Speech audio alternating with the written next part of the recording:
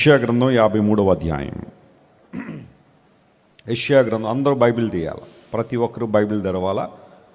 యెషయా గ్రంథం 53వ అధ్యాయం 3వ వచనం చదువుకుందాం ఈరోజు ధ్యానాంశంగా. The book of Isaiah chapter 53 and verse 3.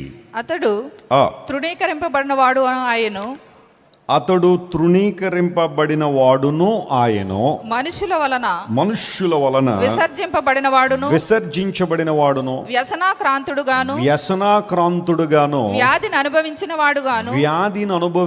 వాడుగాను, మనుషులు చూడనొల్లని వానిగాను ఉండెను. అతడు తృణీకరించబడ్డాడు గనుక మనము అతనిని ఏం చేయలేదు, ఎన్నిక చేయలేదు. మాట్లాడుకోవడానికి ఈ మాటలు కొంచెం విషాదకరమైన మాటలుగానే ఉన్నాయి కదా. యెషయా గ్రంథం 53వ అధ్యాయం అంతా కూడా యేసుక్రీస్తు ప్రభు యొక్క మరణం గురించి, ఆయన పునరుత్థానం గురించి చెప్పబడిన అద్భుతమైన ప్రవచనాలు. In fact we see the death of Christ and the crucifixion of Christ in every book of the Bible. Bible అందులో ప్రతి పుస్తకంలో కూడా క్రీస్తు మరణాన్ని మనం చూడొచ్చు. ప్రభు మరణం లేకపోతే అసలు బైబిల్కి అర్థం లేదు కదా. యేసుక్రీస్తు ప్రభు యొక్క మరణం మనందరికీ జీవాన్ని ఇచ్చింది. యెషయా గ్రంథంలో 53వ అధ్యాయం చాలా ప్రాముఖ్యమైన అధ్యాయం. యేసు ప్రభు యొక్క శిలువ శ్రమను గురించి, ఆయన ఈ లోకానికి వచ్చి మన కోసం చేసిన గొప్ప త్యాగాన్ని గురించి ఈ అధ్యాయం అంతా చాలా క్లియర్గా మీరు వర్డ్స్ బై వర్డ్స్ మీరు చదువుతూ ఉంటే, ఆ ఆర్డర్ అంతా కూడా మనం గమనిస్తూ ఉంటే యేసుక్రీస్తు ప్రభు యొక్క మరణం యొక్క విషయాలన్నీ కూడా మనకు బయలుపరచబడుతున్నాయి. అయితే ఈ మొదటి రోజు నేను ఒక్క మాటను మాత్రం ధ్యానం చేయాలని కోరుతున్నాను. బైబిల్ అందులో మనం ఒక్క పదాన్ని పట్టుకున్న చాలా శ్రేష్టమైన ఆధ్యాత్మిక సంపద బైబిల్లో ఉంటుంది. ఒక్క మాట మనం ఈ రోజున ఆలోచన చేస్తాం, అదేనంటే ఆయన తృణీకరింపబడ్డారు. అందరూ చెప్పండి, ఆయన ఏం చేయబడ్డారట? తృణీకరించబడ్డారు. యేసు ప్రభు దగ్గరికి వచ్చి, ప్రభువా మనుష్యులు నన్ను తృణీకరిస్తే ఆ బాధ ఎలా ఉంటుందో నీకు తెలుసా అని అడిగామనుకోండి, యేసుప్రభు ఏమంటారో తెలుసమ్మా బాబు, తెలుసు, నాకు తృణీకారం చెందడం అంటే ఏంటో నాకు తెలుసు. మానవ జీవితంలో చాలామంది కొంతమందిని తృణీకరించే వాళ్ళు ఉంటారు.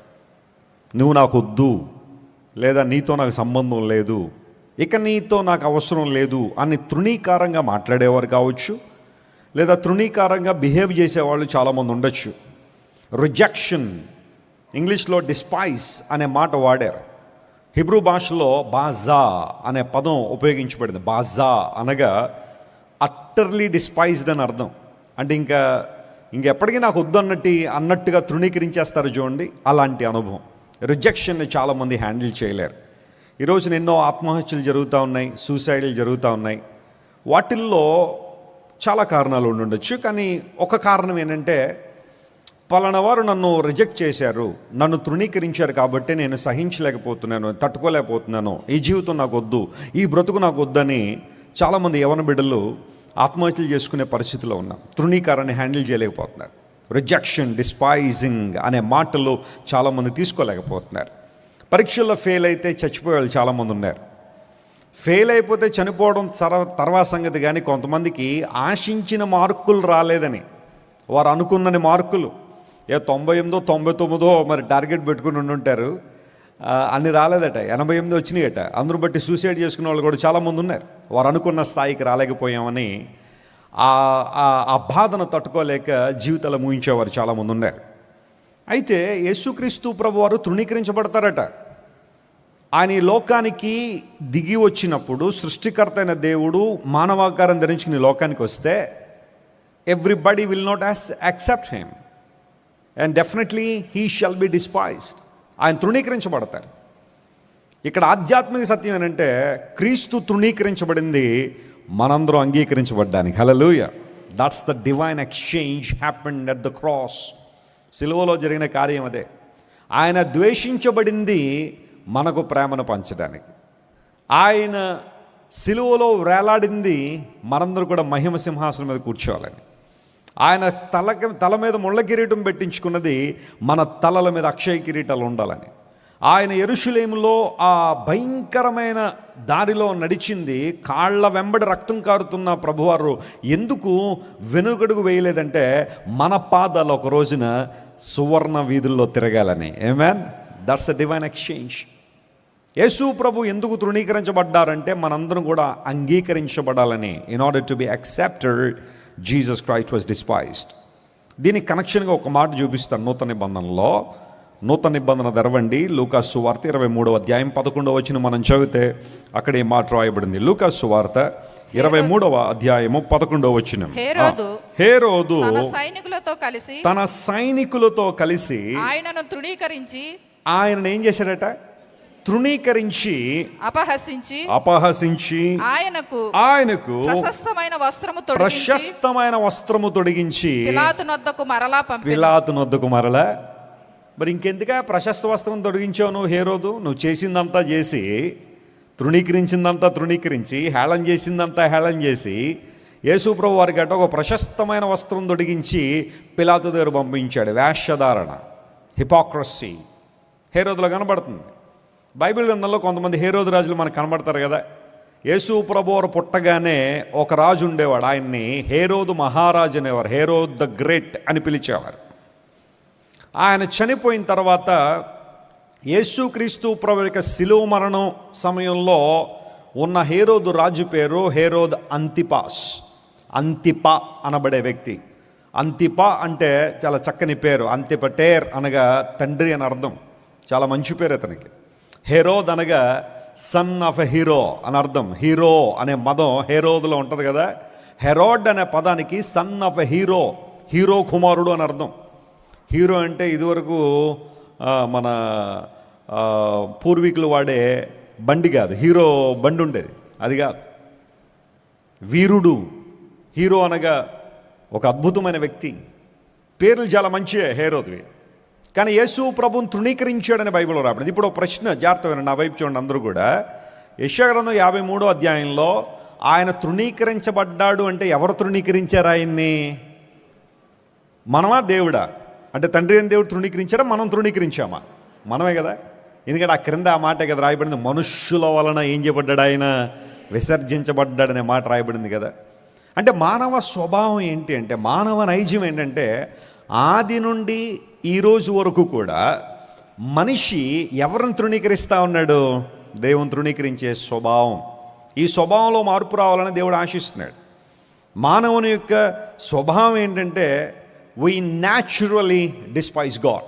దేవుణ్ణి స్వభావ సిద్ధంగా తృణీకరించేస్తూ ఉన్నాం. ఎందుకోసం అంటే ఆది పితరులైన ఆదాము హవ్వలను దేవుడు ఏదెన్ తోటలో పెట్టి సకల సంపదలు వారికి ఇచ్చి, సకల సౌఖ్యాలు కల్పించి, ఒక్క విషయంలో మీరు నా మాట వినండి, ఆ ఒక్క విషయంలో మీరు నా మాటకు లోబడ్డం వల్ల నేను మీకు సుపీరియర్ని, నేను మీకన్నా ఉన్నతమైన వాడిని రుజువు చేయబడుతుంది. ఎందుకంటే మిమ్మల్ని నా చేతులతో చేసుకున్నాను కాబట్టి ఒక్క విషయంలో నాకు లోబడండి అని ఒక్క టాస్క్ దేవుడు ఇస్తే, దేవుని యొక్క చిత్తాన్ని, ఆయన ప్రణాళికను కూడా ఆదాము హవ్వలు ఏం చేశారు చెప్పండి?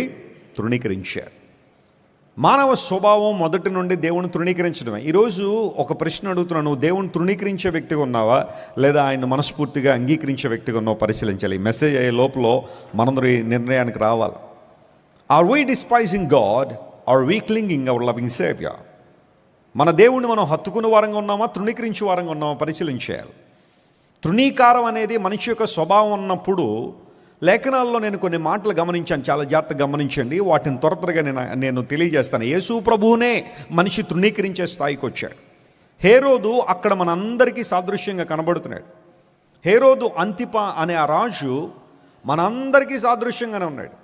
పేర్లు చాలా మంచివే మనవి, కానీ మనము ప్రభువుని తృణీకరిస్తూ ఉన్నాం. హేరోదు తన సైనికులతో కలిసి ప్రభువుని తృణీకరించి, అపహసించి, హేళన చేసి మరలా పిలాతు దగ్గర పంపించేశాడు. హేరోదు చాలా కఠినమైన మనసు కలిగినవాడు, దురుద్దేశాలు కలిగినవాడు, దురభిప్రాయాలు కలిగినవాడు, నరహంతకుడైన హేరోదు. సగం యూదుడని పిలుస్తారు, హాఫ్ జ్యూ అని. ఎందుకంటే ఏషావు సంతానం కదా హేరోదీయులు, ఏషావు సంతానం. ఏషావు సంతానంలో ఉన్న హేరోదు ప్రభువుని మనస్ఫూర్తిగా ప్రేమించలేకపోయాడు. ప్రభు గురించి ఏవో కొన్ని విషయాలు విన్నాడు, ఆయన చూడాలని ఆశించాడట, రాంగ్ ఒపీనియన్ కలిగి ఉన్నాడు. మీరందరూ యేసు ప్రభువుని మెస్సీయా అంటున్నారా? బా, ఈయన మెస్సీయా ఏం కాదు, ఈయన బాప్తిస్మిచ్చి యోహాను మళ్ళీ లేచొచ్చాడు అని తనకు తోచినట్టుగా ప్రభువుని గురించిన వివరణ ఇచ్చేస్తున్నాడు హేరోదు. సకల దుర్గుణాలు కలిగిన హేరోదు యేసు ప్రభువుని తృణీకరించాడు. హేరోదు మనస్తత్వం కూడా మందే, మనందరం కూడా అలాంటి మనస్తత్వం కలిగిన వారమే.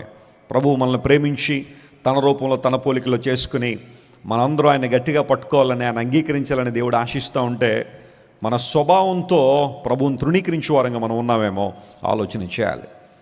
ప్రభువునే తృణీకరించిన మనస్తత్వం కలిగిన ప్రజలు వేటిని తృణీకరిస్తున్నారు, లేదా వేటిని తృణీకరించడానికి మానవుడు ముందుకు వస్తున్నాడు అని ఆలోచన చేస్తే త్వరగా కొన్ని విషయాలు నేను మీతో మాట్లాడి నా సందేశాన్ని ముగింపులో తీసుకొస్తాను. ఆదికాండము 25వ అధ్యాయం దగ్గరికి వస్తే ఒక వ్యక్తి జీవితాన్ని గురించిన వివరణ అక్కడ రాయబడింది. The book of Genesis chapter 25 and let us read words 34. 34వ వచనాన్ని మనం చదివితే అక్కడ ఒక వ్యక్తి మనకు కనబడతాడు. యాకోబు ఆహారమును చిక్కుడుకాయల వంటకమును చిక్కుడుకాయల వంటకమును ఏశావుకిచ్చెను. అతడు తిని త్రాగి లేచి వెళ్ళెను. అట్లు ఏశావు తన జ్యేష్ఠత్వమును తృణీకరించెను. చూడండి, అట్లు ఏశావు తన జ్యేష్ఠత్వాన్ని ఏం చేశాడట? తృణీకరించేశాడు. ఈ స్వభావం అక్కడి నుంచి వచ్చేస్తూనే ఉంది. యేసు ప్రభు తృణీకరించబడ్డాడు మనుషుల ద్వారా అంటే అది అకస్మాత్తుగా జరిగిన కార్యం కాదు. ఆది నుండి మానవుడు తృణీకరించాల్సిన వాటిని తృణీకరించుకుంటూనే వచ్చేస్తున్నాడు. చివరికి సాక్షాత్తు ప్రభువునే తృణీకరించేంతగా మానవుడు తన చపల బుద్ధిని బయటపెట్టాడు. ఇక్కడ ఏశావు అనబడే వ్యక్తి మనకు కనబడుతున్నాడు. ఏశావు అనే మాటకు అర్థం ఏంటి చెప్పండి బ్రదర్స్, చెప్పండి. బైబిల్ చదివేవాళ్ళు ఉన్నారు కదా మీలో చాలామంది. ఏశావు అనే మాటకు అర్థం ఏంటి? ఎర్రని వాడు అని అర్థం. ఎర్రని వాడు అని అర్థం. ఏశావు అనే యాకోబు అనే మాటకు అర్థం ఏంటి చెప్పండి, స్త్రీలు చెప్పండి. మోసగాడు. ఇంకా దాని ముందు ఇంకో మాట ఉంటుంది. మోసగాడు అనేది చాలా జనరల్గా మాట్లాడేసుకుంటాం కదా. మడిమను పట్టుకునేవాడు. వండర్ఫుల్. యాకోబు అనే మాటకు అర్థం ఏంటి? Heel catcher. ఇంగ్లీష్లో హీల్ క్యాచింగ్ అంటారు కదా. మడిమను పట్టుకున్నాడట. వాళ్ళ అన్న మడిమను పట్టుకుని బయటకు వచ్చాడు. అందును బట్టే యాకోబును చూడగానే మడిమను పట్టుకునేవాడా అన్నాడు. అదే మోసగాడు యాకోబు అనే పేరు కదా. ఏశావు అనగా ఎర్రనివాడు, యాకోబు అనగా మడిమను పట్టుకున్నవాడు అని అర్థం. సరే, వీళ్ళిద్దరూ పెరిగి పెద్ద అయిన తర్వాత ఒక రోజున వాళ్ళ నాన్న ఏశావుని పిలిచి, బాబు కొంచెం వేట మాంసం తినాలంది, మాంసం పట్టుకురా అన్నాడు. అరణ్యవాసిగా ఉన్న ఏశావు బయటికి వెళ్ళాడు. గుడారివాసిగా ఉన్న యాకోబు ఇంట్లో ఉండగానే వాళ్ళ అమ్మ ఆశీర్వాదాలన్నీ పెద్దోడు పట్టుకుపోయేలాగా ఉన్నాడు, మరి చిన్నోడు సంగతి ఏంటని చెప్పి మనందరికీ ఆ చరిత్ర అంతా తెలుసు. ఆ చిన్నవాడిని ప్రేమించింది తల్లి, పెద్దోడినేమో తండ్రి ప్రేమించాడు, చిన్నవాడిని ఎవరు ప్రేమించారు? సర్వసాధారణంగా కుటుంబాల్లో 2-3 పిల్లలు ఉంటే ఇలాంటివన్నీ ఉంటాయి. తల్లులు చిన్నోళ్ళని ప్రేమిస్తారు, తండ్రులేమో కొంచెం పెద్దోళ్ళని ప్రేమిస్తారు. ఇంకా వారిలాగా ఉన్నవాళ్ళంటే ఇంకా అసలు చెప్పక్కర్లేదు మనం కదా. తల్లులు ఉంటారు, నాలాగా ఉన్నాడనా కొట్టేస్తున్నావు అంటది. ఎవరిని? భర్తనే. ఇంకా ఆయన క్రమపరచ ఆలోచన ఉండి కూడా భార్య అడ్డుపడుతుందని చెప్పి కొట్టకుండా మానేస్తాడు. ఈమెమో పెద్ద కొడుకుని చితబాధేస్తుంటుంది, ఎందుకంటే ఆ లైన్లాగా ఉంటాడని. అటు ఇటు చూసి ఆయన ఎలాగా కొట్టలేం కాబట్టి ఆ కసంతా ఇడి మీద తీర్చేసుకుందామని చెప్పి ఒంగబెట్టి బాధేస్తూ ఉంటారు. ఇలాంటివన్నీ జరుగుతుండే ఫ్యామిలీలో. ఇస్సాకు రెబ్కాలు కూడా అలాంటి సిచ్యువేషన్ కూడా వెళ్ళారు. Isaac loved Esau and Rebekah loved Jacob. యాకోబుని ప్రేమించారు. యాకోబుకి ఆశీర్వాదం రావాలనుకుంది. సరే, ఈ లోపల మనం చూస్తూ ఉంటే యాకోబు ఒక చిక్కుడుకాయల వంటకాన్ని చేస్తున్న ఆ సందర్భాన్ని మనం చూస్తూ ఉంటే ఇక్కడ చిక్కుడుకాయల వంటకము, దాన్ని ఇంగ్లీష్లో స్ట్యూ ఆఫ్ వెజిటబుల్స్ అన్నారు, దీన్ని తయారు చేస్తూ ఉన్నాడు. అక్కడే బార్గెనింగ్ జరిగింది. తండ్రి వేట మాంసం తీసుకురమ్మని లేకపోతే ఆశీర్వాదం ఇస్తాననడానికి ముందుగానే ఈ సంఘటన మనం గమనిస్తే ఏశావు జ్యేష్ఠత్వాన్ని ఇక్కడే తృణీకరించేశాడు. చాలామందిలో ఒక ఆలోచన ఏముంటుందంటే, ఇస్సాకు ఏశావుని కదండి దీవించాలనుకున్నాడు, మధ్యలో యాకోబు వచ్చేసి దీవెను పట్టుకుపోయాడు, ఇది అన్యాయం కదా, ఇది అక్రమం కదా, ఇంజస్టిస్ కదా, ఎందుకు అక్కడ ఏశావుకు రావాల్సిన ఆశీర్వాదం యాకోబు పట్టుకెళ్ళిపోయాడంటే దీనికి కనెక్షన్ మనం 25వ అధ్యాయంలో మనం చూస్తాం. ఇక్కడే జరిగిపోయింది. ఏశావు తన జ్యేష్ఠత్వాన్ని ఏం చేశాడు చెప్పండి? అమ్మేసుకున్నాడు. అరణ్యంలో అలసిపోయి వచ్చాడు. తమ్ముడు ఇంట్లో ఉండి చాలా చక్కని ఎర్రని వంటను తయారు చేయగానే ఆ కూరను చూసి నాకు ఇచ్చే తమ్ముడా అన్నాడు. యాకోబు ఎంత అద్భుతమైన కమర్షియల్ ఆస్పెక్ట్లో ఆలోచన చేశారంటే ఇదే టైం అనుకుని, మరి కూర అయితే ఇస్తాను కానీ నాకేమి ఇస్తామన్నాడు. జ్యేష్ఠత్వాన్ని ఇచ్చేయమన్నాడు. బర్త్ రైట్ అనేది ఇమ్మన్నాడు. ఏశావు అనుకున్నాడు, నేను ఎలాగా చచ్చిపోతున్నాను కాబట్టి బర్త్ రైట్ వల్ల నాకు ఉపయోగం ఉంది, ఇచ్చేస్తాను తీసుకో అని చెప్పి ఒక బ్యాడ్ ఎక్స్చేంజ్, చిక్కుడుకాయల ఎర్రని కూరకు తన జ్యేష్ఠత్వాన్ని అమ్మేసుకున్నాడు ఏశావు. That means he was always looking for temporary benefits. అతని జీవితంలో తాత్కాలికంగా వచ్చే బెనిఫిట్స్ కోసం ఆలోచన చేశాడు, కానీ లాంగ్ టర్మ్ బెనిఫిట్స్ కోసం ఏశావు ఆలోచన చేయలేదు. అక్కడే జ్యేష్ఠత్వాన్ని అమ్మేసుకున్నాడు, తృణీకరించేశాడని బైబిల్లో రాయబడింది. మీరు ఇంటికి వెళ్ళిన తర్వాత జిట్రానమీ చాప్టర్ 21:17 చదివితే దానిలో జ్యేష్ఠుడికి రెట్టింపు భాగం ఇవ్వాలనే మాట అక్కడ రాయబడింది. ద్వితీయోపదేశకాండం 21:17 మనం చదివితే జ్యేష్ఠుడికి ఏ భాగం ఇవ్వాలా? రెట్టింపు భాగం ఇవ్వాలి. డబుల్ పోర్షన్, రెట్టింపు భాగం. అంటే ఫర్ ఎగ్జాంపుల్, ఒక తండ్రికి 2 కొడుకులు ఉన్నారనుకోండి, తండ్రికి 100 రూపాయలు ఉన్నాయనుకోండి, ఆ 100 రూపాయలు 3 భాగాలు చేసి 2 భాగాలు ఎవరికి ఇవ్వాలి? పెద్దోడికి ఇవ్వాలి. ఒక భాగం ఎవరికి ఇవ్వాలి? చిన్నోడికి ఇవ్వాలి. ఎందుకు అలా అంటే, బహుశా కొన్ని పరిస్థితులు అక్కడున్న ఆ పరిస్థితులను బట్టి పెద్దోడు తల్లిదండ్రులను చూసుకోవాలి కాబట్టి, చిన్నవాడు కొంచెం చూసిన చూడకపోయిన తర్వాత సంగతి, కానీ జ్యేష్ఠుడిగా ఉన్నవాడు తల్లిదండ్రులను చూసుకోవాలి కాబట్టి ఆ భారం అతని మీద పడుతుంది కాబట్టి ఆస్తిలో రెట్టింపు భాగం. అయితే ఇక్కడ ఏశావు తన బర్త్ రైట్ని తృణీకరించేసి ఎర్రెర్రగా ఉన్న కూర కోసం తన అమూల్యమైన సొత్తును తృణీకరించాడు. కాబట్టే ఆ తర్వాత అధ్యాయాల్లో ఇస్సాకు ద్వారా ఏశావు ఏం చేయబడలేదు? ఆశీర్వదించబడలేదు. ఇక్కడే ఈ అధ్యాయంలోనే అసలైన విషయం దాగి ఉంది. He despise the birth right. చాలాసార్లు మన జీవితంలో కూడా దేవుడు మనందరినీ తన బిడ్డలుగా చేసుకోవాలని, మనందరం కూడా దేవుని సంతానంగా మనం ఉండాలని, దత్తపుత్రులుగా మనందరం ఉండాలని, స్వీకృత పుత్రులుగా మనందరం ఉండాలని దేవుడు మనందరినీ ఆశిస్తూ ఉంటే, మనము బర్త్ రైట్ని తృణీకరిస్తున్నాం. దేనికోసం అంటే లోకంలో ఆకర్షణగా కనబడే వేటి కోసమో మనం బర్త్ రైట్ని తృణీకరిస్తూ ఉన్నాం. ఈ రోజున ప్రపంచం అంతా కూడా చాలా ఆకర్షణతో నింపబడింది. అట్రాక్షన్. ఎక్కడ చూడండి, మీరు ఒక అమ్యూజ్మెంట్ పార్క్కి వెళ్ళండి, అన్ని అట్రాక్షన్స్ ఉంటాయి అక్కడ. మల్టిపుల్ కలర్స్ అట్రాక్టివ్గా చేస్తుంటారు. టైటిల్స్ దగ్గర నుంచి ప్యాకింగ్ దాకా అన్నీ అట్రాక్టివ్గానే ఉంటాయి. ఒక ఒక ఒక సాధారణమైన ఒక చిన్న రెస్టారెంట్కిను ఒక 5 స్టార్ హోటల్కి ఉన్న తేడా ఏంటంటే, ఫుడ్ మే బి సేమ్. వారు ఇక్కడ అందించే ఫుడ్ అంతా ఒకటే కావచ్చు, కొంచెం హైజీన్లో తేడా ఉండొచ్చేమో, కానీ ఇడ్లీ అక్కడ ఇడ్లీయే, ఇక్కడ కూడా ఇడ్లీయే. కాకపోతే మన రోడ్డు మీద అలా వెళ్ళి ఇడ్లీ తింటే 20 రూపాయలకు 3 ఇడ్లీలు ఇస్తాడు. అదే 5 స్టార్ హోటల్లో ఇడ్లీ ఆర్డర్ చేస్తే మామూలుగా ఉండదు అడావిడి. పట్టుకొచ్చి ఆయన సూట్ వేసుకుని వస్తాడు ఆయన, దానికి కూడా మనమే డబ్బులు ఇవ్వాలనుకోండి. ఆ పట్టుకొచ్చి ఆయన సూట్ వేసుకుని, sir ma'am please have this rice cakes with ఏదో చెప్తాడు అనుకోండి, రకరకాల చట్నీలు ఉంటాయి. అవి మనం అనుకుంటాం, వామ్మో ఎప్పుడు వినలేదు ఇవన్నీ అనుకుంటాం. మనం రోజు తినేవే, కొత్త కొత్త పేర్లు పెడతారు వాటికి.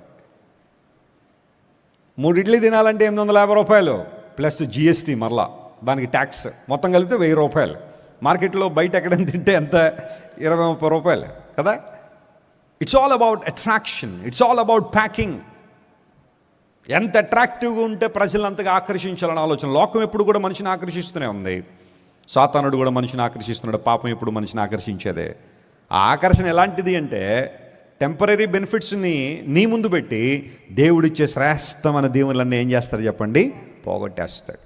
మీరు ఇంటికి వెళ్ళిన తర్వాత ఎఫెసీయులకు రాసిన పత్రిక 1వ అధ్యాయం 3వ వచనం నుండి 14 వరకు మనం చదివితే, క్రీస్తు ప్రభువులో మనకుండే స్వాస్థ్యం ఎంత గొప్పదో, యేసుక్రీస్తు ప్రభువును అంగీకరించడం ద్వారా మనకి ఎలాంటి ప్రయోజనాలు అంటే చాలా స్పష్టంగా అక్కడ రాయబడ్డాయి. పౌలు మహాశయుడు ఆ కాంటెక్స్ట్కి, ఆ ప్యాసేజ్కి ఆయన పెట్టిన పేరేనంటే స్పిరిచువల్ బ్లెస్సింగ్స్ అనే పేరు పెట్టాడు. Spiritual blessings in heavenly rooms, పరసంబంధమైన ఆధ్యాత్మిక ఆశీర్వాదాలు అనే పేరు పెట్టాడు. దానిలో మనందరం కూడా దేవుని ద్వారా ఎంపిక చేయబడ్డామని, ఆ తర్వాత క్రీస్తు రక్తం ద్వారా కడగబడ్డామని, పాపక్షమాపణ పొందుకున్నామని, ఆ తదుపరి పరిశుద్ధాత్మ ద్వారా మనం ఏం చేయబడ్డాం? ముద్రించబడ్డామని, మన మనోనేత్రాలు వెలిగించబడడం ద్వారా మనకు సిద్ధపరిచిన స్వాస్థ్యం ఎంత గొప్పదో మనం తెలుసుకుంటున్నామని. మీరు ఎఫెసీయులకు రాసిన పత్రిక 1వ అధ్యాయం అంతా క్షుణ్ణంగా చదివితే ఎన్ని ఆధ్యాత్మిక సంపదలు యేసు ప్రభువును అంగీకరించిన వారికి ఉన్నాయో అక్కడ రాయబడింది. ఇవన్నీ కూడా ప్రభువును అంగీకరించడం ద్వారా మనం పొందుకునే ఆశీర్వాదాలు. అయితే చాలామంది ఈ చిక్కుడుకాయల వంటకం లేదా కలగూర వంటకం, ఎర్రెర్రగా ఉండే వంటకం కోసం ఈ ఆశీర్వాదాలని పోగొట్టేసుకుంటున్నారు ఈ రోజుల్లో. యేసుక్రీస్తు ప్రభు ఈ లోకానికి వచ్చింది ఒక మతాన్ని స్థాపించాలనో లేదా ఒక కులాన్ని విడగొట్టాలనో కాదు, కానీ మనందరినీ కూడా ఆయన బిడ్డలుగా చేసుకోవాలని వచ్చాడు ఆయన. స్తోత్రం చెప్పండి, hallelujah. What a great identity it is. ఇది ఎంత గొప్ప గుర్తింపది. మీరెవరు అని అడిగితే, నేను దేవుని బిడ్డను, I'm the child of God, నేను దేవుని బిడ్డను, నేను యేసయ్య బిడ్డను. ఈ మాట చెప్పడానికి ఎంత ధైర్యం ఉండాలి మనకు కదా. ఆ ధైర్యాన్ని ప్రభువే మనకి ఇచ్చాడు. తన్ను ఎందరు అంగీకరించుదరో వారందరికీ, అనగా తన నామమందు విశ్వాసం ఉంచు వారికి తన పిల్లలయ్యే ఏమి ఇచ్చాడట? అధికారం. It's a right to be called as a children. ప్రభు మనందరికి ఒక అధికారం ఇచ్చేసాడట, ఒక రైట్ ఇచ్చాడట. అదేంటో తెలుసా? మనము దేవుని పిల్లలం. నువ్వు జీవితంలో ఏదైనా పోగొట్టేసుకో, కానీ దేవుడిచ్చిన ఆ జ్యేష్ఠత్వ పక్కు నువ్వేం చేయకూడదు? పోగొట్టేసుకోకూడదు. ఏశావు తృణీకరించేశాడు. పోతే పోయింది, నాకు ఈ జ్యేష్ఠత్వం అక్కర్లేదు, రెట్టింపు భాగం అక్కర్లేదు, నాకు పెద్ద కుమారుడని పిలిపించుకునే ఆ ఆధిక్యత నాకు వద్దు, నువ్వు తీసేసుకో, ఆ ఎర్రగా ఉన్న వంటకం నాకు ఇచ్చేసాయి. టెంపరీ థింగ్స్ కోసం పర్మనెంట్ థింగ్స్ని బేరం పెట్టేశాడు ఏశావు. అలాంటి అనుభవాలు మనలో ఉన్నాయా? ఈరోజు మనం సరి చేసుకోవాలి. అందును బట్టే పౌలు భక్తుడు అంటాడు ఎబ్రీలకు రాస్తూ, మీలో ఎవరైనా సరే ఏశావు లాంటి భ్రష్టులుంటే మీరు జాగ్రత్తగా కాచుకోండి, చూసుకోండి. క్రైస్తవ జీవితం, విశ్వాస జీవితం మనం సరి చేసుకుంటూ తృణీకరించిన ఆ జ్యేష్ఠత్వాన్ని మరలా క్రీస్తు ప్రభు ద్వారా మనం పొందుకోగలగాలి. హల్లెలూయా. ఆయన మనం అంగీకరించడం ద్వారా దేవుని బిడ్డలుగా మనం తీర్చిదిద్దబడుతున్నాం. మానవుడికి తృణీకారం అలవాటైపోయింది. ఏశావు జ్యేష్ఠత్వాన్ని తృణీకరించాడు. ఆ తర్వాత ద్వితీయోపదేశకాండం 32వ అధ్యాయం 15వ వచనం రండి. కొంచెం కఠినంగానే ఉంటుంది ఈ మాట, కానీ దేవుడు మాట్లాడిన మాట కదా, జాగ్రత్తగా పరిశీలన చేయాలా. ద్వితీయోపదేశకాండం 32వ అధ్యాయం 15వ వచనం మనం చదివితే దానిలో ఈ మాట రాయబడింది. యెషూరును క్రొవ్వినవాడై కాలు జాడించెను, నీవు క్రొవ్వి మందుడవైతివి, వాడు తన్ను పుట్టించిన దేవుని విడిచెను, తన రక్షణ శైలమును తృణీకరించెను. యెషూరును అనగా ఆ ఫుట్ నోట్లో మీరు చూస్తున్నాడు ఇశ్రాయేలు అనే మాట. ఇజ్రాయేలుకు ఉన్న మరొక టైటిల్ జెషురూన్ లేదా యెషూరును. దానికి ఒక మంచి అర్థం కూడా ఉంది. అప్రైట్ వన్ అని అర్థం, యథార్థవంతుడు అని అర్థం. యెషూరును అనే మాటకు అర్థం ఏంటి చెప్పండి? ది అప్రైట్ వన్, యథార్థవంతుడు అని అర్థం. అయితే ఇశ్రాయేలుకున్న మరొక టైటిల్ అనుకోండి, ఒక టైటిల్ జెషురూన్. ఈయన ఎవరో కొత్త వ్యక్తి అనుకోకండి మరలా. యెషూరును ఎలా చేస్తున్నాడంటే, క్రొవ్విన వాడే ఏం జాడిస్తున్నాడు? కాలు జాడిస్తున్నాడు. ఇంకా కింద మాటలు కొంచెం కఠినంగా ఉన్నాయి కదా. ఏమన్నాడు? నువ్వు క్రొవ్వి మందుడు అయిపోయా. ఈ రోజున ఒబేసిటీ అనే పదం వింటున్నాం కదా. ఒబేస్ అనే పదం ఇంగ్లీష్లో అక్కడ అదే రాసి ఉంది. అక్కడ ఒబేస్ అనే పదం బైబిల్లో అక్కడే కనబడద్దు మనకి. అనగా క్రొవ్వి మందుడవైపోయావు. ఏంటి మందత్వం అంటే? ఏంటి కదలలేని పరిస్థితి అంటే, పుట్టించిన దేవుణ్ణి మర్చిపోయాడు. రక్షణ శైలమును ఏం చేశాడట? తృణీకరించాడు. అది రక్షణ. తృణీకరించే వాళ్ళు ఎవరంటే క్రొవ్విన అనుభవాల్లో ఉన్నవాళ్ళు. ఈ మాట ఇలా అంటున్నాను నేను ఏమనుకోండి, దేవుడు చెప్పిన మాట, ఇది నా మాట కాదు. అది మదించి క్రొవ్వి దేవుని మాటను తృణీకరించి, ఆయన చిత్తాన్ని తృణీకరించి రక్షణ శైలమును తృణీకరిస్తున్నాడు. ఈరోజు మన స్థితి ఎలా ఉంది? యేసు ప్రభు ఈ లోకానికి మనల్ని రక్షించడానికి వస్తే రక్షణ పొందడానికి ఇంకెంత ఆలోచన చేస్తావమ్మా? ఎన్ని సంవత్సరాలు ఆలోచన చేస్తావు? తమ్ముడా, బాప్తీసం తీసుకున్నావా? ప్రభువులో సంపూర్ణంగా ఎదగడానికి నిర్ణయం తీసుకున్నావా? రక్షించబడిన అనుభవం ఇలా ఉందంటే, ఇంకా లేదండి వెస్లీ గారు, ఇంకా లేదండి పాస్టర్ గారు, ఇంకా టైం ఉందండి, ఇంకా సమయం ఉందండి, ఇంకా ఇప్పుడు డిగ్రీయే చదువుతున్నానండి, డిగ్రీ అయిన తర్వాత పీజీ చేయాలండి, పీజీ చేసిన తర్వాత పరీక్షలు రాయాలండి, పరీక్షలు రాసిన తర్వాత ఉద్యోగం రావాలండి, ఉద్యోగం వచ్చిన తర్వాత పెళ్లి చేసుకోవాలండి, పెళ్లి చేసిన తర్వాత బిడ్డలు కనాలండి, బిడ్డలు కన్న తర్వాత ఇల్లు కొనాలండి, కారు కొనాలండి, అదండి ఇదండి 2 విదేశీ ప్రయాణాలు చేయాలండి. ఆ తర్వాత ముసలోండి అయిపోయిన తర్వాత అప్పుడు ఎవరు కావాలండి? యేసయ్య కావాలండి. అప్పుడు వస్తానండి ప్రభు దగ్గరికి. ఎంత ముందు చూపా నీకు?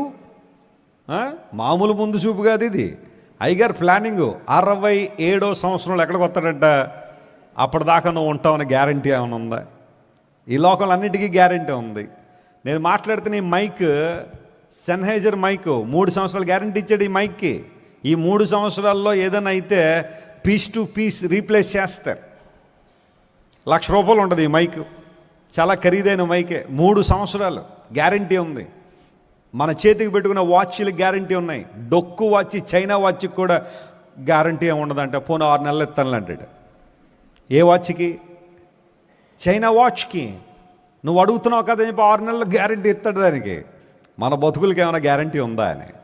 మీరు ఎంతలో కనబడి అంతలో మాయమైపోయే ఆవిరి వంటి వారు. ఆవిరి ఎంతసేపు ఉంటుంది చెప్పండి? స్త్రీలు ఉదయాన్నే లేచిన తర్వాత పొయ్యి వెలిగించిన తర్వాత పెనం పెట్టిన తర్వాత భర్తకి పిల్లలకి దోశలు వేయాలని చెప్పి ఆ దోశలు వేసే ముందు పెనం వేడిక్కిందో లేదని చెప్పి అలా నీళ్లు జల్లుతారు.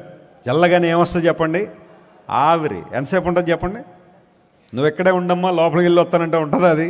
దా రైస్ ఇప్పుడంటే కుక్కర్లో పెట్టేస్తున్నారు అనుకోండి, 3 విజిల్స్ రాగానే ఏం చేస్తారు చెప్పండి? దాన్ని తీసేస్తారు. దాంట్లో కూడా ఆవిరి ఉంటుంది. ఆ విజిల్ ఒక్కసారి పైకి రాగానే దానిలో ఉన్న ఆవిరంతా బయటకు వస్తూ ఉంటుంది. ఆ ఆవిరి ఎంతసేపు ఉంటుంది చెప్పండి? అలా కనబడుతుంది, అలా తలదిప్పే లోపల మళ్ళీ కనబడదు. మానవ జీవితాలు కూడా అలాంటి అల్పమైనవే. In the timeline of God, eternal God, దేవదేవుడు శాశ్వతుడు, ఆయన అనంతుడైన దేవుని యొక్క టైం లైన్లో 60-70 సంవత్సరాలు ఎంత అండి అసలు? 80 సంవత్సరాలు ఎంత? అల్పమైన మన జీవితాల్లో పొందుకోవాల్సిన వాటిని పొందుకోకుండా వాయిదాలు వేస్తున్నామా? రక్షణ శైలమును తృణీకరించే వాళ్ళు చాలామంది. యేసయ్య నేను రక్షించిన నీ లోకానికి వస్తే, నీకోసం తన ప్రాణం పెడితే, రక్తం గారిస్తే, తన అమూల్యమైన ప్రాణాన్ని నీకోసం అర్పించి నేను రక్షించడానికి వచ్చానంటే, ఈ రోజులో మనిషికి రక్షకుడు అక్కర్లేదండి. ఎవరు కావాలి? భక్షకులు కావాలి, భక్షించేవాళ్ళు కావాలి. నీ ఆస్తిని, నీ ఆరోగ్యాన్ని, నీ పరువును, నీ మానసిక ఉద్దేశాలను భక్షించే వాటి దగ్గరికి పరిగెడుతున్నావు నువ్వు, లేదా నేను రక్షించే ఆయన దగ్గరికి వస్తున్నావా? యేసుక్రీస్తు ప్రభు నీ కోసం తన ప్రాణం పెట్టి రక్తం గారిస్తే, యేసుక్రీస్తు ప్రభు రక్తం గార్చిన దేవుడు అక్కర్లేదట ఈరోజు చాలామందికి. అక్కడిక్కడికి పరిగెత్తి ఇంకా బలులు ఇచ్చేవాళ్ళు చాలామంది ఉన్నారు. మేము బాగా ఉండాలంటే ఇదిగో ఈ బలులు స్వీకరించు, ఈ రక్తాన్ని స్వీకరించు. ఆ రక్తాన్ని ఒలికించి తలల మీద జల్లుకునే వాళ్ళు చాలామంది ఉన్నారు. యేసయ్యని రక్తం అడగల, నీ కోసం రక్తం గార్చిన దేవుడు ఆయన. స్తోత్రం చెప్పండి. హల్లెలూయా. He shed his innocent blood for you, his precious and holy blood for you and for me. రక్షణ శైలమును తృణీకరించిన. ఎందుకంటే క్రొవ్విన మనస్సు. ఈ క్రొవ్వడం అనే ఆ మాట, లేకపోతే కొంచెం కఠినంగా ఉన్న మాట, మందుడు అయిపోయావు బలిసి అనే మాట అక్కడ ఉంది చూసారా? అది ఆధ్యాత్మిక గర్వానికి సాదృశ్యం. ఎవరు రక్షణ తృణీకరిస్తున్నారంటే గర్వంతో ఉన్నవాళ్ళు, అహంభావంతో ఉన్నవాళ్ళు. బిల్లీ గ్రామ్ గారు మెర్లిన్ మన్రో అనబడే ఒక యాక్ట్రెస్ దగ్గరికి వెళ్ళారు అమెరికాలో. మెర్లిన్ మన్రో అంటే ఆమెకున్న ఫాలోయింగ్ మామూలు ఫాలోయింగ్ కాదు. షికాగో నగరం వెళ్తే మెర్లిన్ మన్రో స్టాచ్యూ కట్టారు, చాలా పెద్ద స్టాచ్యూ. వెళ్ళిన వాళ్ళందరూ ఆమె దగ్గర ఫోటోలు దిగి వస్తూ ఉంటారు. ఆమె అందానికి చాలామంది ముగ్ధులైపోయారు. మెర్లిన్ మన్రో దగ్గరికి బిల్లీ గ్రామ్ గారు వెళ్ళి, యూజువల్గా బిల్లీ గ్రామ్ గారు అపాయింట్మెంట్ దొరకడం అంటేనే చాలా కష్టం. ఆయన అంత బిజీగా ఉన్నారు. నేను షార్లెట్లో మొన్న ఆయన మ్యూజియం చూస్తూ ఉంటే అసలు ఏం తిరిగారు ఆయన. ప్రపంచ సువార్థికుడిగా అనేక ప్రాంతాలు తిరుగుతుంటే చాలా బిజీగా ఉన్న ఆయన మెర్లిన్ మన్రోకి సువార్త చెప్పాలని వెళ్ళి ఆమెకు అరగంట సేపు సువార్త చెప్పి వ్యక్తిగతంగా నీ జీవితం ప్రభుకి ఇవ్వాలమ్మా అంటే అరగంట సేపు వాక్యం అయిన తర్వాత పైకి లేచి బిల్లీ గ్రామ్ గారు కూర్చున్న కుర్చీని గట్టిగా తన్నిందంట కాలుతో. తను ఏమన్నా తెలుసా? Billy Graham, I don't need your Jesus. నీ దేవుడు నాకు అక్కర్లేదు. పేద దేశాలు ఉన్నాయి కదా, పేదోళ్ళు ఉంటారు. ఈరోజు గడవకపోతే ఈ రోజు దాటితే రేపు ఎలా గడుస్తుందన్న ఆలోచన ఉంటుంది చూసారా? పేదోళ్ళు, వాళ్ళకి వెళ్ళి చెప్పుకో, వాళ్ళకి కావాలి దేవుడు. నాకెందుకు దేవుడు కావాలి? నాకు అందం తక్కువ నేను దేవుని దగ్గరికి రానా? డబ్బులు లేవని నేను దేవుని దగ్గర రానా? ఫాలోయింగ్ లేదని నేను దేవుని దగ్గరికి రానా? అసలు దేనికోసం రమ్మంటావు నన్ను దేవుని దగ్గరికి అని అడిగితే, దైవజనుడమ్మా ఇవన్నీ కొంతకాలం ఉంటే గతించిపోతాయి కానీ ఆ తర్వాత ఉండేవి కాదు. ఇటర్నల్ లైఫ్ అనేది నిత్యత్వం ఉండేది. ఆ ఇటర్నల్ లైఫ్ కోసం మనం దేవుని దగ్గరికి రావాలి. యేసుప్రభువుని అంగీకరించిన ఉద్యోగం కోసమో, డబ్బుల కోసమో, మరొకటి కోసం కాదు. నిత్యత్వాన్ని సంపాదించుకోవడానికి రావాలని ఆయన ఎంత చెప్పడానికి ప్రయత్నం చేస్తున్నా, క్రొవ్విన మనస్సు కలిగిన ఆమె, తనకున్న డబ్బు, తనకున్న హోదా, ఫాలోయింగ్ అంతా కూడా ఆమె కళ్ళన్నీ కూడా ఒక మాటలో చెప్పాలంటే మూతలు పడిపోయినాయి. దైవజనుడు కూర్చున్న కుర్చీని తన్నేసి బయటికి వెళ్ళిపోమందట. సరే, సేవకులు వచ్చేసారు. ఆ తర్వాత కొన్ని నెలలకే, మళ్ళీ సంవత్సరాలు కూడా కాదు, మెర్లిన్ మన్రో చచ్చిపోయింది యవ్వన కాలంలోనే. She was not even 40. 40 సంవత్సరాలు కూడా ఆమె చూడలేదు.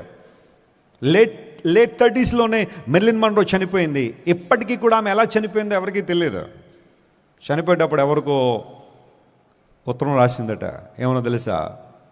ఈ ప్రపంచంలో నన్ను చాలామంది ఒక మాంసపు ముద్దలాగానే చూశారు కానీ నన్ను కూడా ఒక మనిషిగా ఎవరు చూడలేదు. ఒంటరితనంతో ఏడుస్తున్నాను, బాధపడుతున్నాను అని చెప్పి మెర్లిన్ మన్రో ఉత్తరం రాసి చచ్చిపోయింది.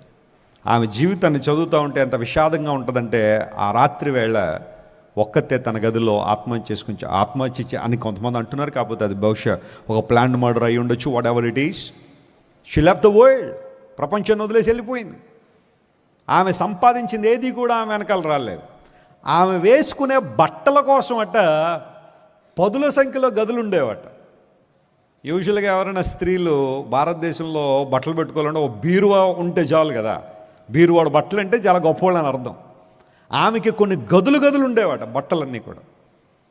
తమిళనాడులో ముఖ్యమంత్రిగా పనిచేసిన జయలలిత గారికి 750 రకాల చెప్పులు ఉండేవంట. ఆమెకి 750. మరి ఎక్కడ పెట్టుకున్నదో మరి మనకు తెలియదు.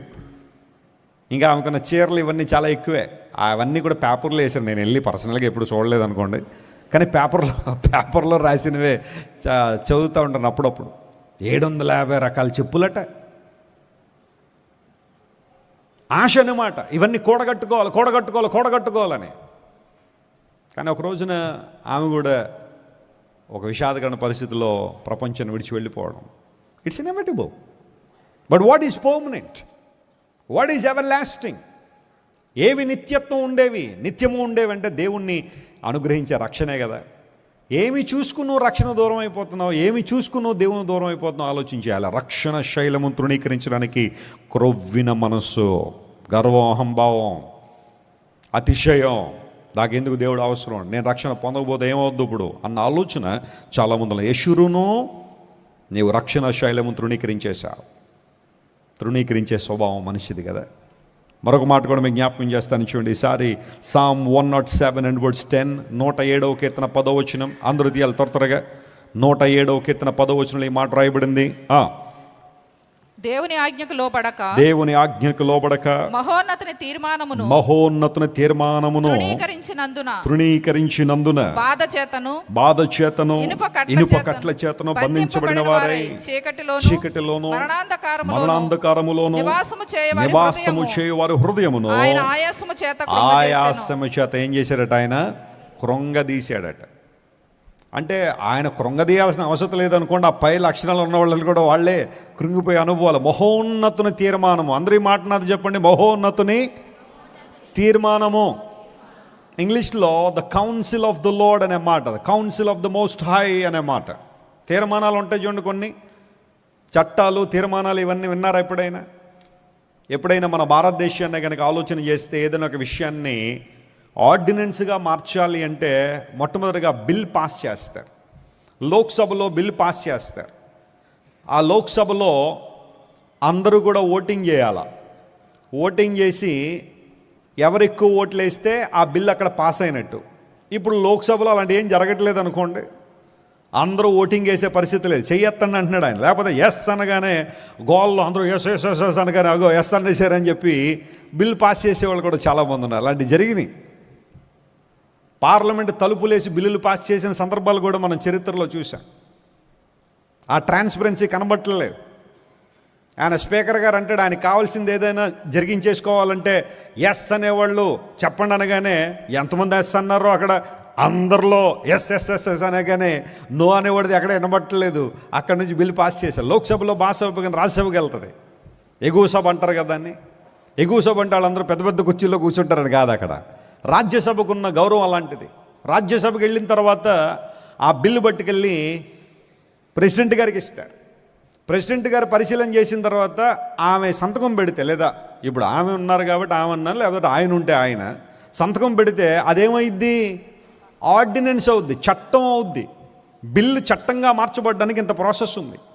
కొన్నిసార్లు ఏం చేస్తారంటే ఆ ప్రెసిడెంట్ ఇందులో ఏమన్నా కొంచెం అవకతవకలు ఉన్నాయి, నాకు నచ్చలేదంటే మళ్ళీ వెనక పంపిస్తారు.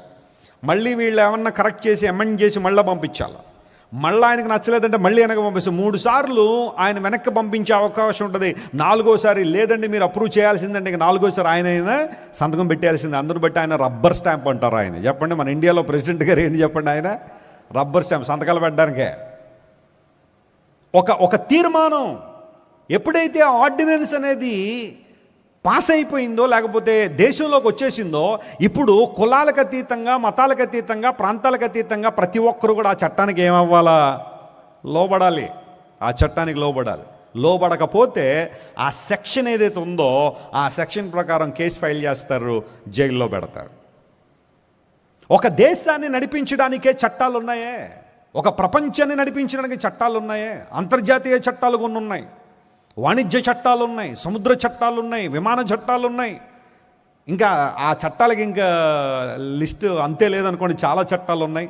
మనం చట్టాల చట్టంలో వదులుతున్నట్టుంది ఈరోజు ప్రపంచంలో. Of course. అయితే మహోన్నతుని కూడా తీర్మానం ఉందట. స్తోత్రం చెప్పండి, hallelujah. Because is the maker of heaven and earth. He created you and me for his glory. తన మహిమ కొరకు నిన్ను నన్ను మనందరినీ దేవుడు కలుగు చేసి, నా పక్షంగా నా దేవునికో తీర్మానం ఉంది, నీ పక్షంగా నీ దేవునికో తీర్మానం ఉంది. God has a plan, God has a counsel, God has an advice for you, God has a perfect plan for you. నీ కోసం నా కోసం మనందరి కోసం దేవునికో తీర్మానం ఉంటే, ఇక్కడ చదివిన వాక్య భాగంలో ప్రజలట మహోన్నతుని తీర్మానాన్ని ఏం చేశారట? తృణీకరించారు.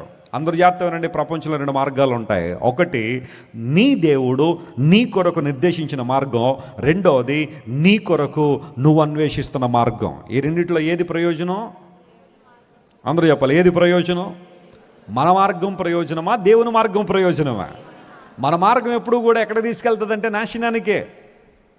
మొదట చాలా సరదాగానే ఉన్నట్టు ఉంటుంది ఆ మార్గం, కానీ నాశనం నడిపిస్తుంది. దేవుని మార్గము ఎల్లప్పుడూ కూడా మనల్ని ఉన్నతమైన అనుభవాల గుండా తీసుకెళ్తుంది. ఏ మార్గంలో నువ్వు నడుస్తున్నావు?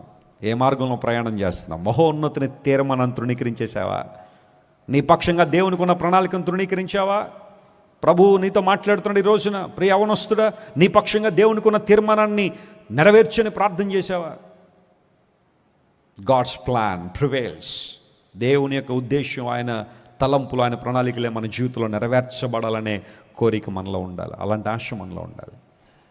నేను సేవలోనికి రాకమునుపు చాలా ఆలోచనలు ఉండేవి.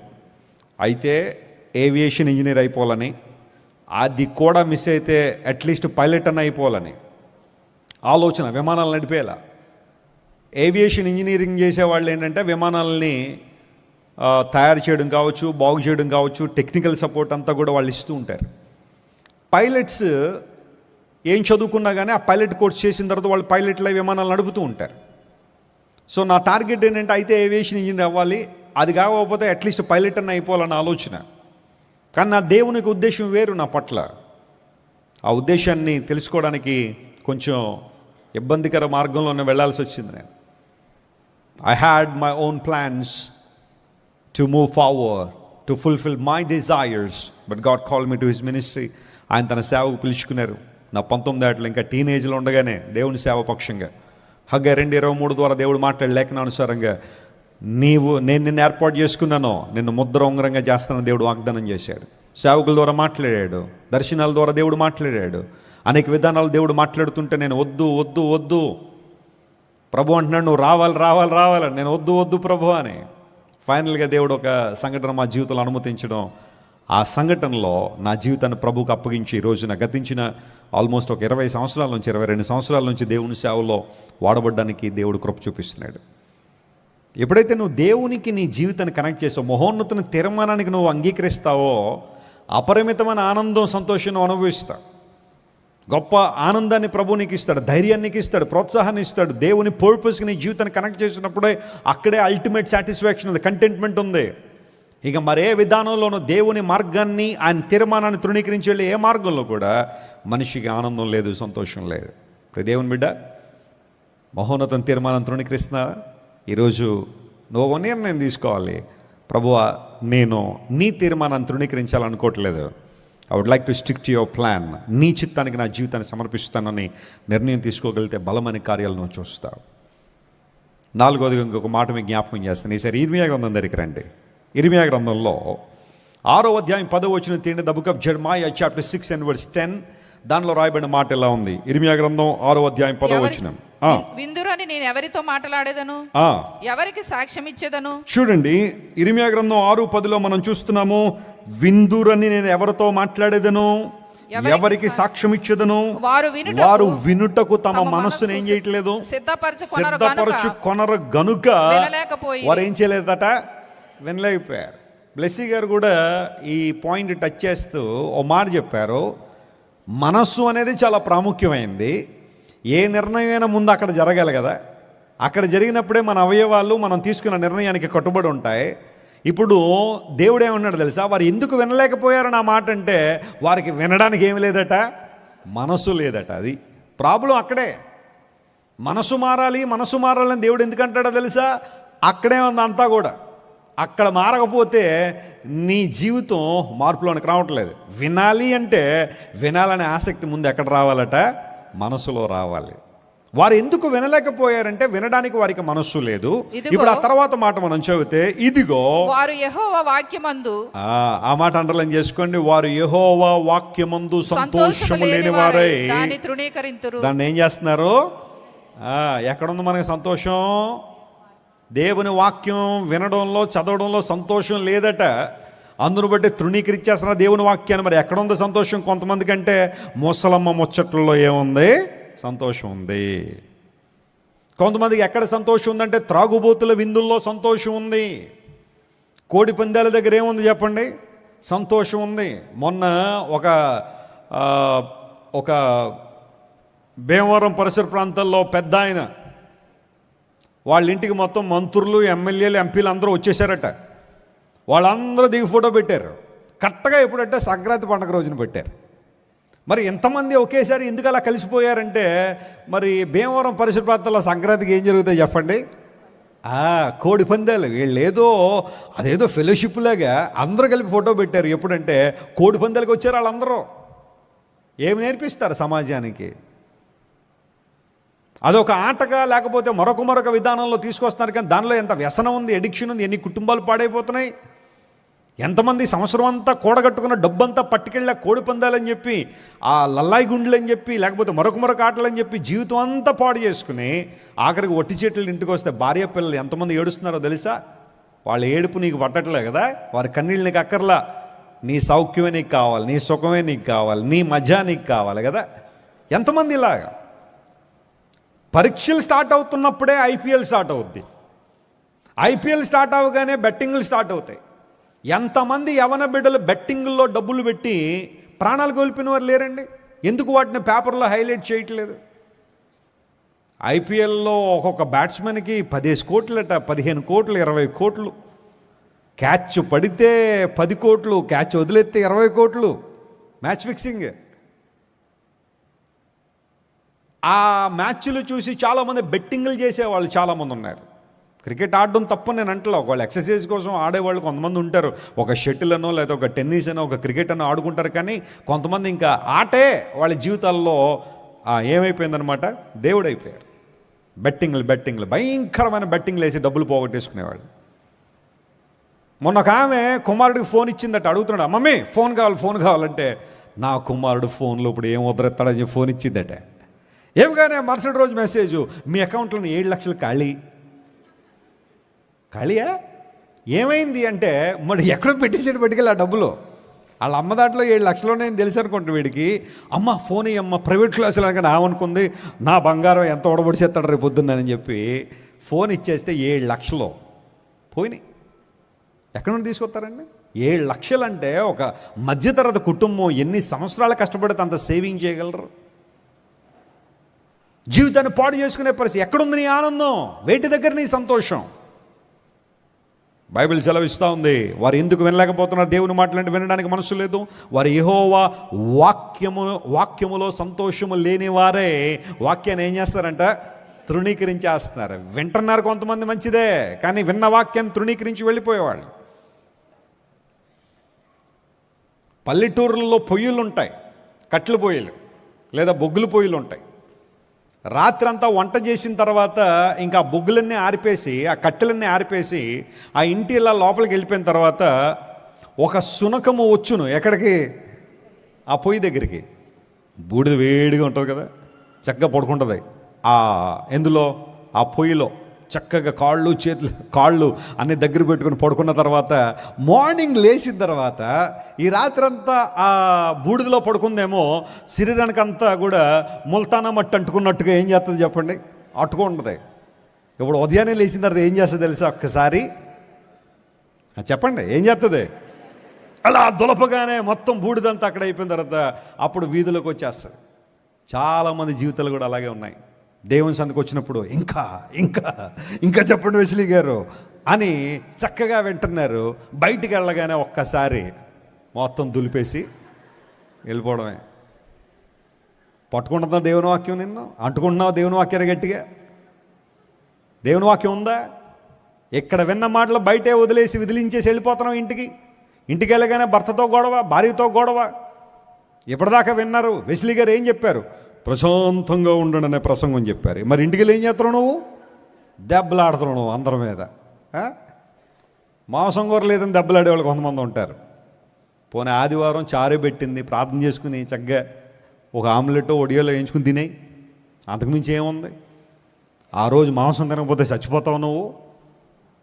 దేవుళ్ళు ఆనందించడం నేర్చుకో. Rejoice in the Lord. యెహోవా వాక్యం ముందు వారికి సంతోషం లేదు. కొంతమంది ఈరోజు దేవుని వాక్యాన్ని వినడానికి ఇష్టపడ్డల్లా. బాబు నాయన వినరా దేవుని వాక్యం, ప్రత్యేక సభలు అంటే రారా అంటే వచ్చి కూర్చుంటాడు. కానీ బెదరు, ఆ ఫోన్ ఎంత బెదరు. బ్రదర్ ఈరోజు ఎవరు నీకు ఇద్దరు బ్రదర్ ఇక పక్కన వాళ్ళతో ఇంకా మాట్లాడమే మాట్లాడు. ఇక్కడ ప్రసంగం జరుగుతుంటే మళ్ళీ ఎవరైనా చూసి అడిగితే మళ్ళీ కోపాలు వాళ్ళకి.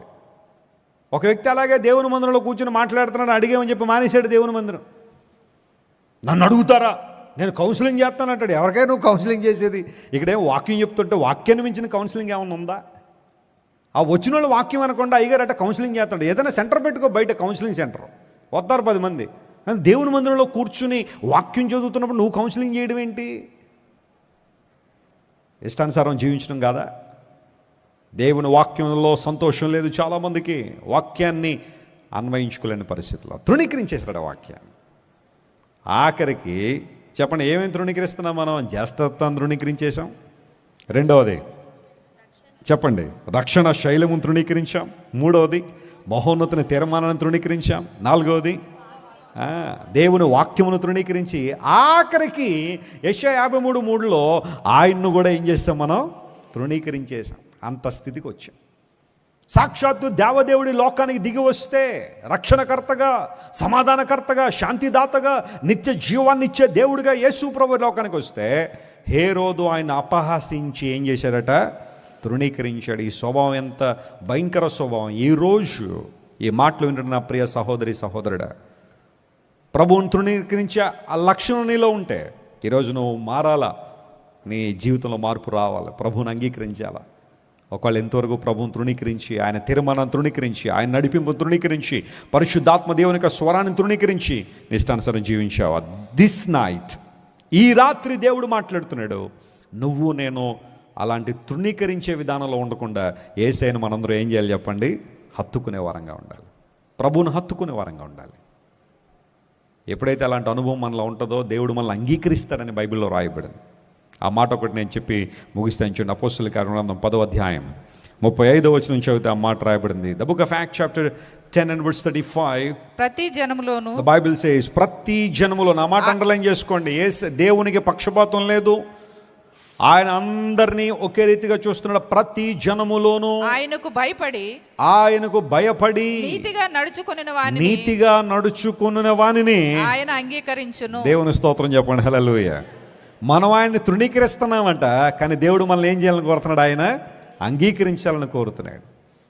ఒకవేళ ఇంతవరకు కూడా నువ్వు దేవుని తృణీకరించి జీవించావా? ఒక్క మాట గమనించు.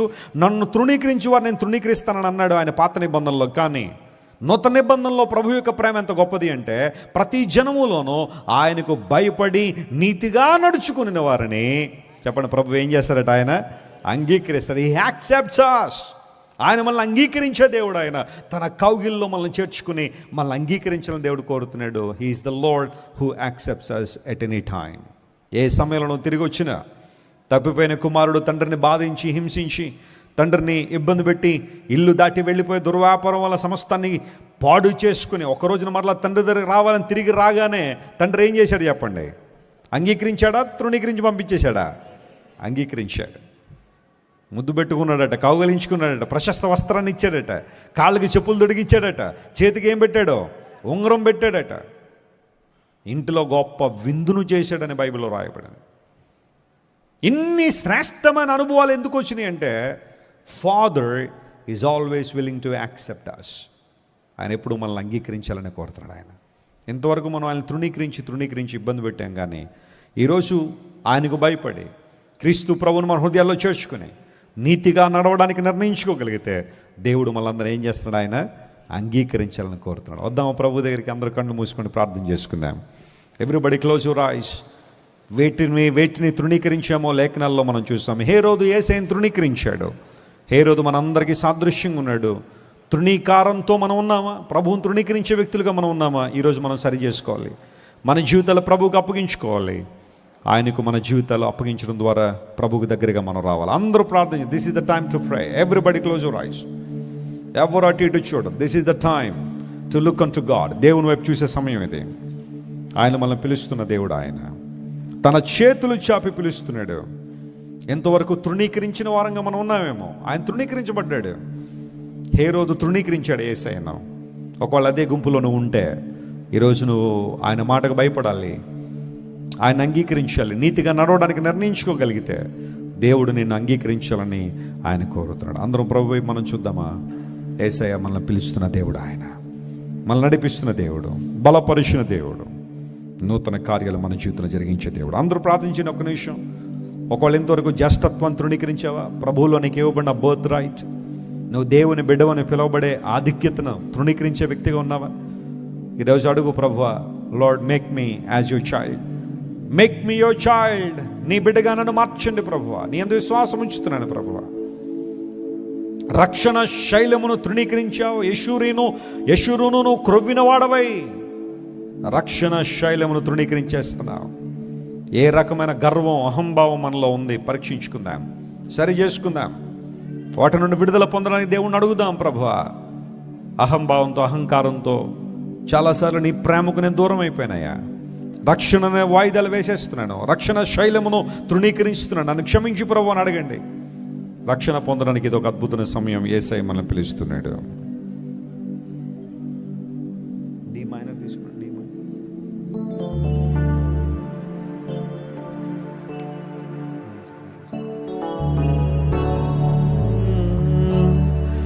రమ్మోని తరుణమిదే పిలచుచున్నాడు నీ ప్రభువైన యేసునొద్దకు.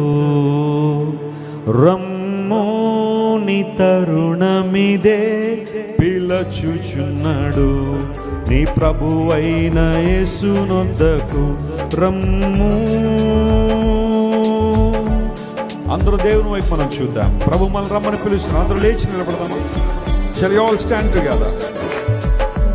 This is the time to look unto God. అందరూ లేచి నిలబడి ప్రార్థనలో ముందుకు.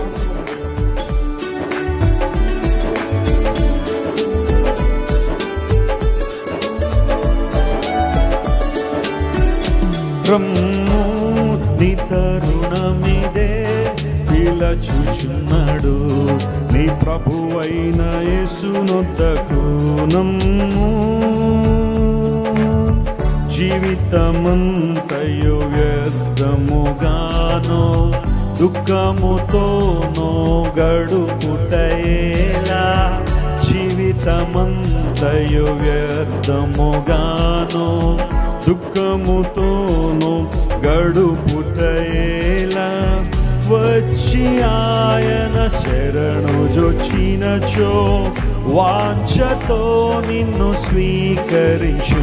రమ్ము నీ తరుణమిదే పిలచుచున్నాడు నీ ప్రభువైన యేసునొద్దకు. రమ్ము. కట్టిన ఇల్లు ధనధాన్యములు కనబడు బంధుమిత్రులును. కట్టిన ఇల్లు ధనధాన్యములు కనబడు బంధుమిత్రులును. గూడు విడచి నీవు పోయినచో వెంట నీతో రారెవరు. రమ్ము నీ తరుణమిదే పిలచుచున్నాడు నీ ప్రభువైన యేసునొద్దకు. రమ్ము. మిన్ను క్రిందనే భూమి మీదన్ మిత్రుడేసు నామముగాక.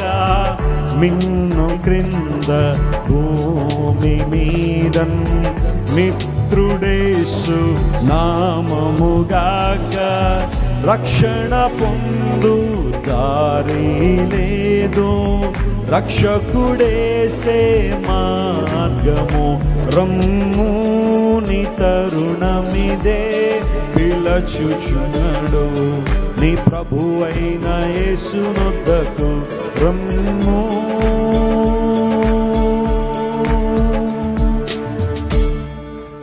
వస్తావు, ఈ రాత్రి యేసయ్యని పిలుస్తున్నాడు. భూమి మీద యేసు నామం తప్ప మరొక నామం లేదు, నిన్ను నన్ను రక్షించే నామం. రక్షకుడు యేసు తన చేతులు చాపి పిలుస్తుండగా తృణీకరించి వెళ్ళిపోతావా? ఆయన అంగీకరించి నీతి మార్గంలో నడవడాన్ని నిర్ణయించుకుని క్రీస్తు ప్రభు ద్వారా అంగీకరించబడే వ్యక్తిగా ఉంటావా? ఈరోజు నిర్ణయం తీసుకో. దేవుడు నేను పిలుస్తున్నాడు. ఆత్మీయ తండ్రి గారు మనందరినీ ప్రార్థనలు నడిపించి ఆశీర్వాదం ఇస్తారు. అందరూ ప్రార్థనలు ఏకీవించండి. దేవుని మహిమైన ప్రసన్నత మనందరినీ కమ్ముకున్నట్లుగా దైవజనులు మన కోసం ప్రార్థన చేస్తారు.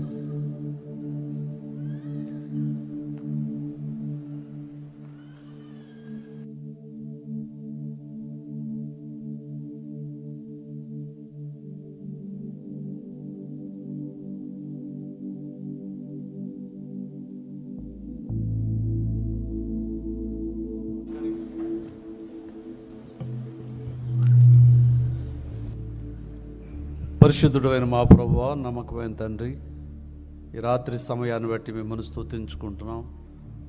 మా రక్షకుడు దేవుడు కనుక మీకు వందనములు దేవా. మరి మా కొరకై ఈ లోకంలో మీరు ఉన్నప్పుడు తృణీకరించబడ్డారు నాయన. మనుషులు ఉమ్మివేశారు, కొరడాలతో కొట్టారు, ఎంతగానో గాయపరిచారు. మీరు తృణీకరించబడిన వారుగా కనిపించారు. అయితే మా ప్రభువా, మీరు అయితే మమ్మను అంగీకరించడానికి ఇష్టపడ్డారు. నువ్వెంత గొప్ప దేవుడివో రుజువుపరుస్తున్నావు. నీకు స్తోత్రాలు. మహోన్నతుడైన ప్రభువా, నీ కార్యములు ఎంత ఉన్నతమైనవో మేము గుర్తు చేసుకుంటున్నాం. ద్వేషానికి బదులుగా ప్రేమను నాయన మాకు అందించావు ప్రభువా. తృణీకరించబడినటువంటి నీవు మమ్మల్ని అంగీకరించడానికి ఇష్టపడ్డావు. ఈ రాత్రి నాయన, ఈ మొదటి రాత్రి ఈ శిలువ ధ్యానాల్లో నీ ప్రత్యేకమైన కృప మాకు అనుగ్రహించండి. నీ సన్నిధి ప్రతి వారితో ఉంచవలసిందని ప్రార్థన చేస్తున్నాం. శిలువను గూర్చినటువంటి వార్త నశించు వారికి వెరితనం కానీ, రక్షింపబడుచున్న మనకు దేవుని శక్తి అని పౌలు గారు కొరింథీ సంఘానికి రాసినట్లుగా ఈ శక్తితో ప్రతి వారిని నింపమని ప్రార్థన చేస్తున్నాం తండ్రి. ఈ ప్రపంచంలో మరి శిలువ శక్తిని మించినటువంటి శక్తి లేదని మరలా మాకు గుర్తు చేస్తున్నారు. మీకు స్తోత్రాలు చెల్లిస్తున్నాను ఆయన. అందుకొరకై ప్రభువుని అంగీకరిస్తూ మీ మార్గంలో నడుచుకోవడానికి ప్రతి వారిని సిద్ధం చేయండి. కొర్నేలి తన జీవితంలో గొప్ప ఉన్నత ఉద్యోగి అయినప్పటికీ, శతాధిపతి అయినప్పటికీ ప్రభువా మిమ్మల్ని అంగీకరించాడు, మిమ్మల్ని వెంబడించాడు.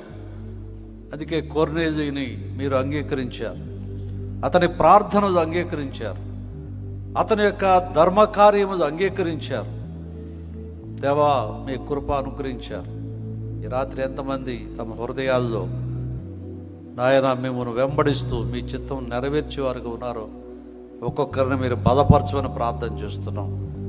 దేవా, మీరు మమ్మల్ని అంగీకరించినప్పుడు మా సమస్త విషయాల్లో శ్రద్ధ తీసుకునేటువంటి వారు, మా కుటుంబాల్లో శ్రద్ధ తీసుకునేటువంటి వారు, మా యొక్క అనారోగ్య పరిస్థితుల్లో ప్రభువా మీరు సహాయపడి స్వస్థపరిచేటువంటి దేవుడుగా ఉన్నారు. ఆయా కురింగిపోయినప్పుడు, సమస్యలతో ఉన్నప్పుడు, నలిగిపోయినప్పుడు మీ నూతన బలాన్ని మాకు ఇచ్చి స్థిరపరిచే దేవుడుగా మీరు ఉన్నారు. అందుకే స్తోత్రాలు దేవా. నువ్వు ఎంత కనికర మూర్తివై ఉన్నావు. మరణం పొందురంతగా తగ్గించుకున్నారు నాయన. మమ్మల్ని హెచ్చించడానికి మీరు ఎంతగా తగ్గించుకున్నారు. మమ్మల్ని ధనవంతులుగా చేయడానికి మీరు దరిద్రుడు అయిపోయావు ప్రభువా. మనుషులు చూడనొద్దని వారిగా అయిపోయావు. స్వరూపమైన సొగసైన లేనివాడు అయిపోయావు ప్రభువా. ధవళ వర్ణుడవు, రత్న వర్ణుడవు, 10,000 మందిలో మిమ్మల్ని గుర్తింపవచ్చునని పరమగీతాల్లో వ్రాయించారు. అయితే మా ప్రభు మా కొరకు కల్వరి శిలువలో తృణీకరించబడిన వారుగా, స్వరూపమైన సొగసైన లేనటువంటి వ్యక్తిగా మీరు అయిపోయారు. తల నుండి ముళ్ళ కిరీటం పెట్టబడి రక్తం కారుతూ శరీరం అంతా రక్తధారలతో నింపడినప్పుడు ప్రభువా, భూమి ఆకాశముల మధ్యలో వేలాడుతున్నటువంటి దేవుడుగా మా ఎదుట మీరు కనుపరుచుకున్నారు. మీ ప్రేమ ఎంత గొప్పది. తల్లి ప్రేమ కంటే, తండ్రి ప్రేమ కంటే, స్నేహితులు బంధువులు ప్రేమ కంటే మీ ప్రేమ శాశ్వతమైంది. ఇర్మియా 31:3 రాయబడినట్లు, శాశ్వతమైన ప్రేమతో నేను నిన్ను ప్రేమించుచున్నాను, విడువక నీ ఎడల కృప చూపిస్తున్నానన్నారు. ఎన్నోసార్లు మా దౌర్భాగ్య స్థితిని బట్టి ప్రభువా మీరు మమ్మల్ని విడిచిపెట్టవలసిన వారై ఉన్నారు, కానీ మరి మీరు విడిచిపెట్టలేదు నాయన. మరలా మీ కనికరం మా మీద తీసుకొస్తున్నారు.